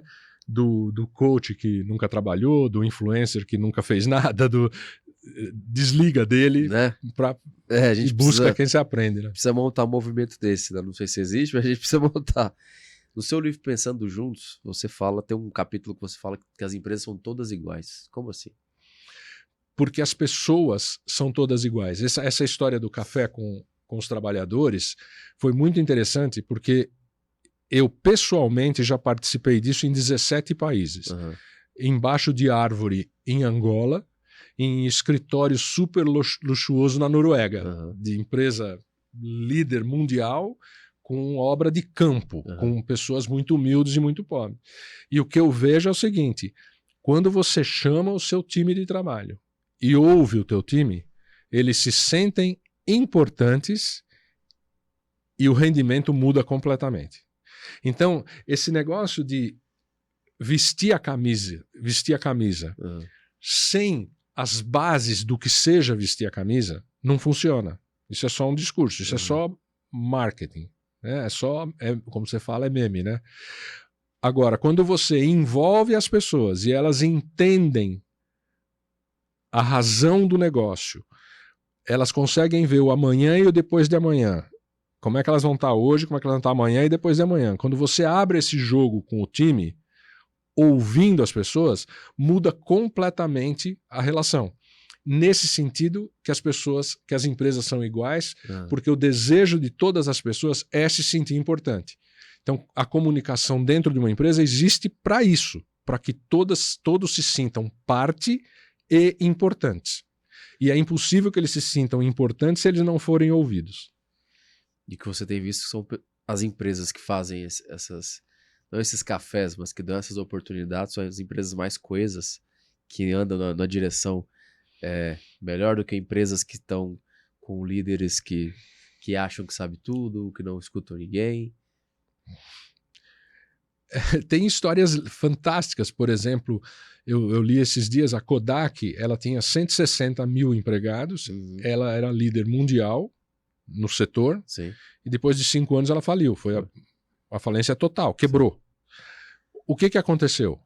Ela não ouviu ninguém, Sim. Ela não ouviu o mercado, ela não ouviu as ofertas que traziam para ela, porque o produto que dominou o mercado foi oferecido para a Kodak, ela não quis comprar, Sim. Entendeu? Ao contrário de você ver o Facebook. Quando o Facebook viu o WhatsApp, o que ele fez? Comprou. E hoje o WhatsApp o mundo usa o WhatsApp, Sim. né? Então, essa agilidade que o Facebook demonstrou, a Kodak não demonstrou. A BlackBerry também. Você tem uma infinidade de empresas. No Brasil, você tem uma coisa muito interessante, que eu uso bastante isso, que algumas foram minhas clientes. A Varig, uma empresa super tradicional, quebrou. Depois veio a Gol, herdou da Varig comissários de bordo, piloto, o leasing dos aviões, etc. Reproduziu o mesmo modelo de gestão, quebrou. Depois veio a TAM, reproduziu o mesmo modelo de gestão, quebrou. Aí veio a Azul para o Brasil, reproduziu o mesmo modelo de gestão, fechou esse trimestre passado com 2,5 bilhões de dívida. O que é isso? Modelo de gestão. Ela reproduziu o modelo de gestão, sem rever o modelo de gestão. Como é que você faz essa revisão? Ouvindo as pessoas. Se é produto, vamos falar com quem compra o produto. Se é processo, vamos falar com quem executa o processo interno. Se você não ouvir, você não consegue acertar, a não ser que seja disruptivo. Você está pondo uma coisa totalmente nova no mercado, aí é outra coisa. Mas em empresas tradicionais, o ouvir é insuperável. O setor aéreo no Brasil tem essa dificuldade tão grande, verdadeiramente eu desconhecia. É grande porque você tem leasing, você tem custo de combustível, você tem custo de mão de obra, que são profissionais, você tem um monte de custos que são pesados. Aham. Então, uma oscilação, você perde resultado. Não sabia que era nesse nível que você falou. Você também fala que o empresário tem vergonha de dizer que é capitalista. Por quê? Pedro, você é um jovem e você não assistiu as novelas que eu assisti na Rede Globo. Talvez não vale a pena ver de Eu novo. assisti muitas novelas na Rede Globo e todas as novelas da Rede Globo sempre tinham um empresário. Aham. E esse empresário era o pior cara da novela. Malvadão. Canalha. Sim. Um canalha. Verdade. Safado. Verdade. Bandido. Ladrão. Era o pior da novela, era sempre o empresário. E continua sendo. Nós construímos, isso não é por acaso, tá? Nós construímos a imagem do empresário muito ruim. Sempre. Ele é sempre o bandido. Aham. E quando a gente fala de inflação, Pedro, isso é doído pelo seguinte: quem gera inflação é quem imprime o dinheiro. Sim. Só que na sociedade venderam a ideia de quem gera a inflação é o patrão quando ele aumenta o preço. Então a nossa sociedade entende que o empresário, quando aumenta o preço, ele é o responsável pela inflação. Não. E não é. Quem é o responsável pela inflação é o governo. Aumento da base monetária. Então, se a gente falar que inflação é aumento de preço, o culpado é o empresário. Se a gente falar inflação é impressão de dinheiro, aumento da base monetária, o culpado é o governo. Como ele não quer ser culpado, ele joga para o aumento de preço. Sim. Então é uma questão de discurso, Uhum. né? Voltamos à informação, né? A informação, a crença intersubjetiva. Nós acreditamos que o empresário é sacana. E aí a gente não valoriza o nosso próprio empresário. O empresário no Brasil parece que ele é o inimigo, né? Ele é Exatamente. visto como inimigo. E aí vem os sindicatos em cima desse mesmo discurso. Na verdade, o que um sindicato agrega ao trabalhador? Nada. Todos os benefícios, se você olhar historicamente, vieram de decisões patronais. O sindicato ele fica pendurado. E agora estão tentando remontar toda a máquina de arrecadação. E, aliás, vão conseguir, né? Claro. E o sindicato, assim, tem uma força muito forte. Se forem sindicatos organizados, eles param o país a qualquer hora. Só que como você disse, né? Não fazem nada. Agora não param porque eles estão do mesmo lado. Exatamente. Então é complicado. Você também fala do líder sem cérebro. Eu queria saber quais as características dele e por que líder sem cérebro. O Líder Sem Cérebro foi o meu segundo livro e é porque são as pessoas que repetem as mesmas ideias. Sabe, aquele... Você conhece... ideias dele ou de outras pessoas? Dele ou as ideias que ele acredita e ele não está aberto a ouvir nada de novo. Uhum. Esse é o líder sem cérebro. E a gente tem muitos empresários assim. O cara construiu a própria empresa, deu um duro danado, é um tremendo de um vitorioso e ele não faz a sucessão, por exemplo, porque ele acha que só ele toma conta e ele vai até quebrar a empresa, até morrer e quebrar a empresa. Então essa é uma característica. O livro mostra mostra cientificamente que nós repetimos, a gente tem mais ou menos entre 60 e 70 mil pensamentos por dia, tá? Tem um estudo sobre isso. A gente repete 95% deles todo dia. Então, normalmente, a gente faz o mesmo caminho para ir para o trabalho, para na mesma padaria, conversa com as mesmas pessoas, toma o mesmo café, come a mesma coisa. É mais ou menos uma repetição, tá? Isso cria uma rotina. A rotina física é boa. Da academia, por exemplo, você faz levantar peso todo dia, Sim. É bom para sua saúde. Mas a rotina mental é uma desgraça. Porque isso aqui também é músculo, tá? Se você usa, por exemplo, é muito comum, eu dou um exemplo que é o seguinte, se você ouve sempre a mesma música e só gosta da mesma música, você domesticou o teu cérebro para aquela música. Sim.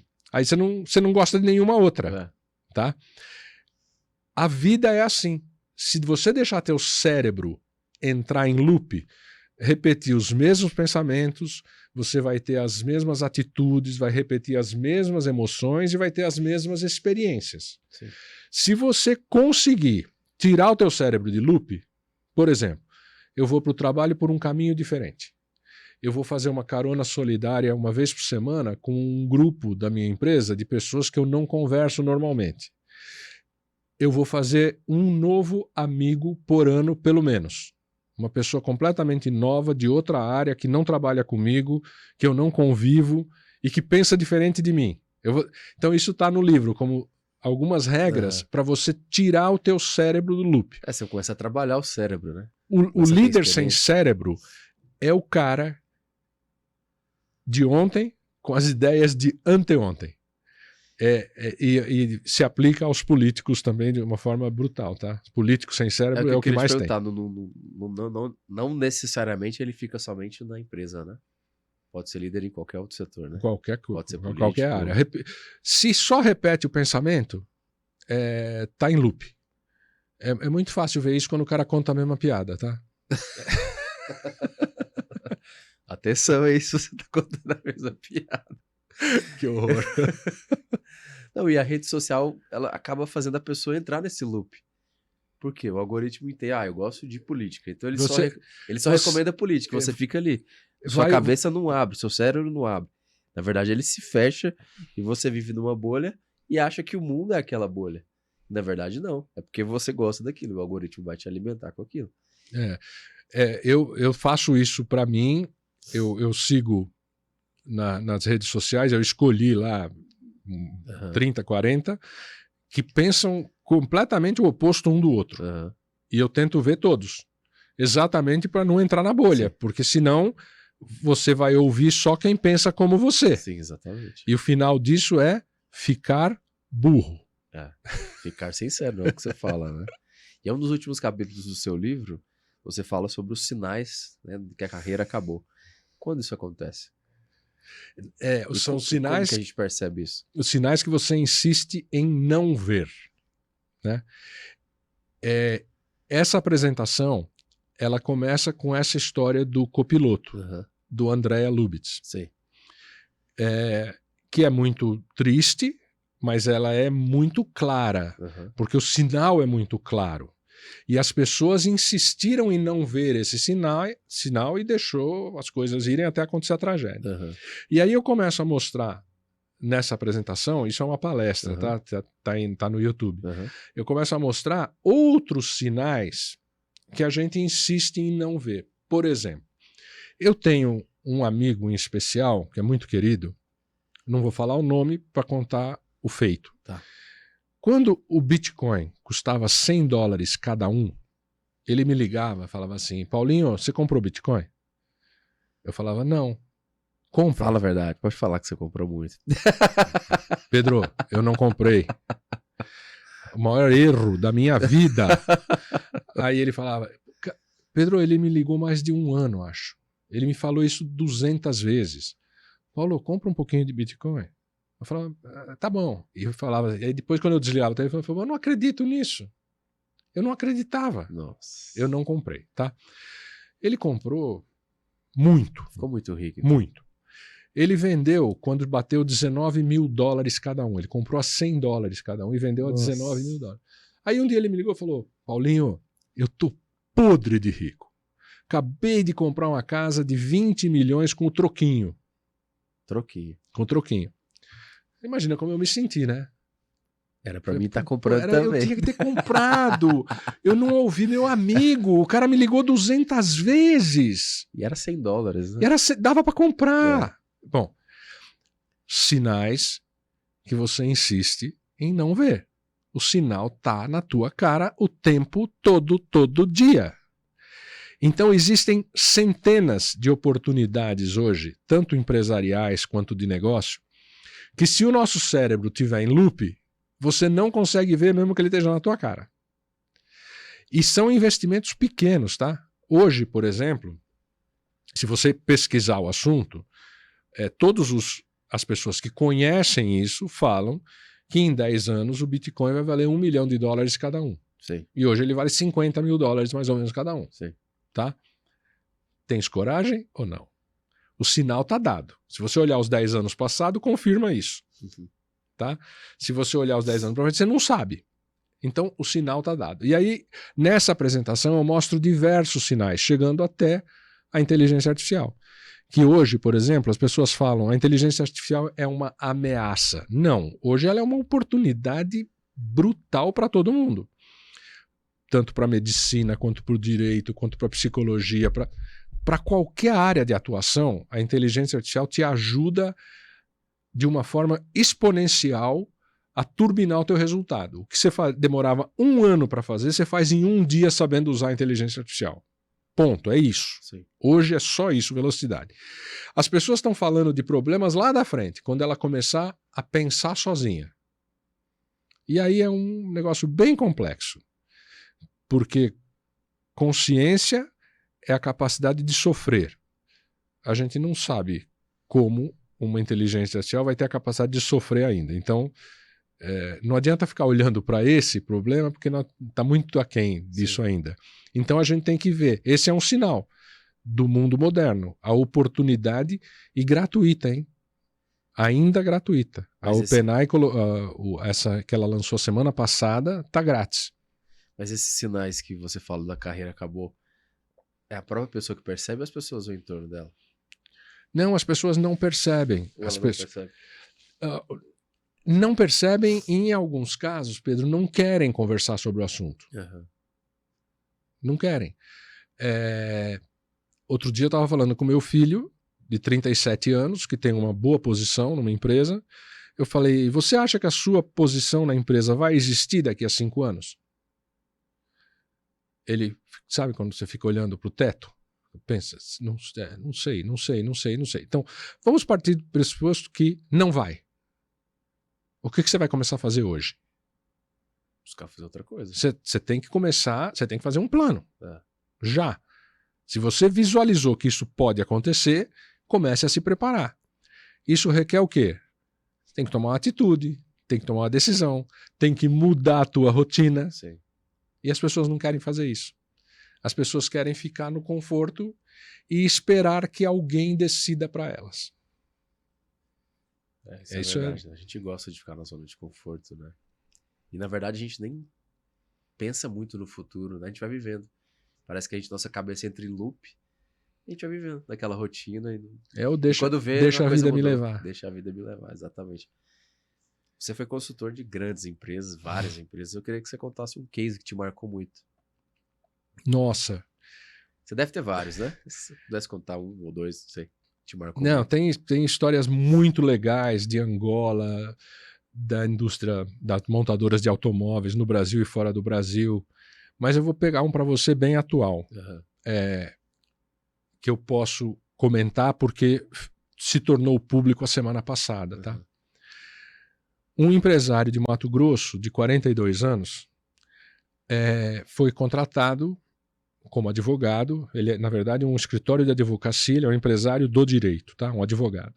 Ele foi contratado para conduzir a falência de uma universidade no Rio Grande do Sul, chamada UBRA. Uma universidade histórica, super conhecida, que já teve 150 mil alunos e estava, de 10 anos para cá, ela entrou num processo, a gestão colapsou, começou a perder dinheiro, começou a perder alunos e foi a falência. Estava na porta de ir para leilão os bens e fechar a universidade. Esse empresário, como advogado, foi contratado para cuidar desse fechamento. Só que quando ele chegou lá, ele viu a universidade, ele ficou maravilhado com a universidade. E a universidade tinha, se eu não me engano, a segunda maior dívida do Brasil, acho que uns 8 bilhões de dívida. É impagável, não dava para pagar. Mas ele se apaixonou tanto pelo negócio, e ele já tinha uma pequena escola, tá? Comparado à universidade, uma pequena escola importante, mas... e ele viu aquilo em recuperação. E ele foi procurar os mantenedores que estavam falidos e falou, ao invés de fechar, eu quero comprar. Ele foi comprar, então. Tinha que ser internado, né? Porque comprar uma dívida de 8 bilhões tem que ser muito corajoso. ele viu o futuro, ele comprou. Você comprou sozinho? Comprou com parceiros, Uhum. assumiu a liderança do negócio, conseguiu aprovar a recuperação judicial, depois de 2 anos e meio, conseguiu homologar a recuperação judicial. Sexta-feira passada foi notícia em alguns jornais. Uhum. A universidade já está com 40 mil alunos. Em 2 anos e meio, a curva que era descendente voltou a crescer. Tá? E isso mostra a importância de uma pessoa visionária, do empresário, que acredita no Brasil e acredita no negócio. Porque qualquer pessoa normal que olhasse esse negócio, se eu ou você olhasse esse negócio há 2 anos e meio atrás, falar, esquece, quebrou, acabou, esquece, acabou, não dá, esquece, impossível, não dá para virar o jogo. Só que ele olhou e falou, dá, vou virar o jogo, e virou o jogo. E ele está usando essa ferramenta dos cafés também, com o presidente e tal. Agora um grupo enorme de reitores que são espetaculares, é uma universidade luterana, de origem luterana, e ouvindo as pessoas, interagindo com as pessoas. Nesses últimos 6 meses, acho que teve uma entrada de mais de 1.000 alunos por mês, fazendo matrícula. Tudo por quê? Porque ele recontou a história. Ou seja, nós, Pedro, nós somos movidos por história, por histórias, tá? E quando a gente acredita na história que a gente ouviu, a gente constrói uma história com H de verdade. Perfeito. Porque a gente acreditou na história. Então, aquele time que estava arrumando as malas para dizer adeus, para fechar as portas, para ir embora, viu chegar um cara jovem, cheio de energia, dizendo, nós vamos virar o jogo, nós vamos negociar com a Receita, com a Fazenda, nós vamos fazer um acordo, nós vamos homologar a recuperação judicial, nós vamos pagar a dívida em 10 anos ou 20 anos, nós vamos... Todo mundo olhou para ele e falou, nossa, ele é doido. Vamos ver se ele consegue. Entrou todo mundo no mesmo barco, virou o jogo. E o segredo é esse, é o trabalho em time. Então, esse é um dos cases que eu estou vivendo agora, estou maravilhado com o perfil das pessoas dessa empresa. Você pode depois fazer uma busca na internet, você vai ver, é espetacular. Talvez os antigos donos, estejam igual a você agora, a questão do Bitcoin a $100. Por que eu não fiz isso, né? É difícil tomar decisão na frente dos outros. Então, normalmente, a gente espera. Quem espera não é líder. Líder sai na frente. Líder corre risco. Legal. Então, o bom empresário, o empresário que nós queremos, que levanta um país, é aquele que sai na frente, é aquele que corre risco. Às vezes dá errado, paciência. Mas quando o empresário fica esperando, aí ele não é líder. Ele é seguidor. Exatamente, a coisa vai degringolando, né? Se ele não toma atitude nenhuma, a coisa vai piorando.